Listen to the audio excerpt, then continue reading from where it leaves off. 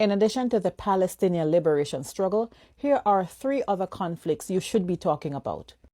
In the north of Congo, rebel groups have displaced almost 7 million people in a long-ranging conflict that has resulted in almost 26 million people at risk of hunger and starvation. Human Rights Watch and other organizations have documented graphic cases of killings and sexual violence, and much of this is perpetrated against women and children, including the elderly. What is fueling all this?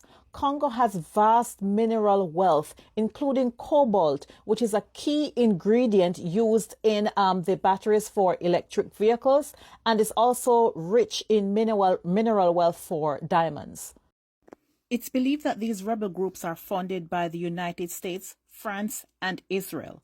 In fact, one Israeli billionaire has exclusive rights to export the country's diamonds and reportedly makes up to $200,000 every day from copper and cobalt mining. Aid organizations say the situation is so dire that humanitarian workers have had to make decisions on who to prioritize to give water, medical care, and shelter to. Despite all this, a UN appeal for $2.3 billion has gone largely unheeded, and they've only managed to get countries to contribute a third of that.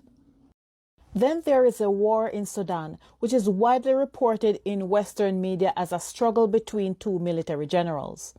An Al Jazeera report says that the fighting is much deeper than that. The country sits at the intersection of the Middle East, North Africa, and East Africa, and the conflict arises between those who want to bring back the former Islamist rulers and those who don't. With its vast natural resources such as gold and oil, the leadership of Sudan is important to countries like the United States, Egypt, Russia, and Saudi Arabia because they want access to those resources. Amnesty International says more than 5,000 civilians have been killed, 12,000 injured, and almost 6 million displaced. This week I learned of a conflict in Papua New Guinea, which has resulted in the deaths of several hundred people, and there have been reports of people being tied up behind vehicles and dragged through the streets. Some reports claim that the fighting is between tribal groups who support different electoral candidates. However, in just May of this year, the United States signed a defense pact with the country's prime minister that gave them unimpeded access to bases in that country.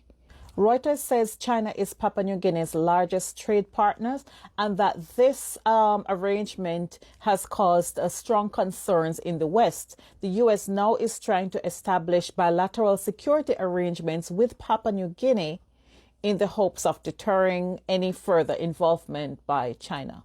At the same time, the UK Guardian is reporting an overflow of money and weapons, which is also fueling the fighting. Why should we care about any of these conflicts?